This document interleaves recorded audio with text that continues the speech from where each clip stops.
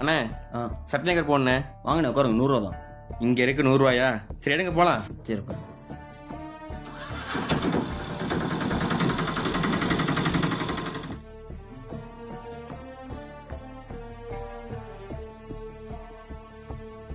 என்னங்கண்ணே? அண்ணே என்னண்ணே 100 ரூபா கேட்டேண்ணே. ஏங்க இங்கேருந்து இங்கே இருக்கு 100 ரூபாயா? இதுக்கு 50 ரூபாய் அதிகம், 30 சேர்த்து தான் கொடுத்துருக்கேன். வச்சுங்க போதும். அண்ணே கிடைக்கிறது 10 ரூபா தானே, அதுலேயும் குறைச்சிங்க அப்படின்னு. இந்த அமௌண்ட் சரியா இருக்குண்ணே, வைங்கண்ணே. நீ வா போலாம்.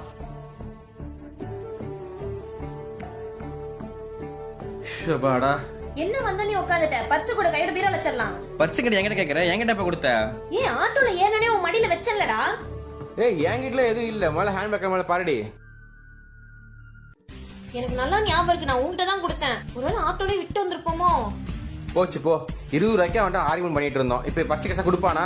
என்னங்க பண்றது? அதுல 2 பவுன் செயின் வேற இருக்கு. வா நம்ம போய் ஸ்டேஷன் கம்பெனி கொடுத்து வந்துடலாம்.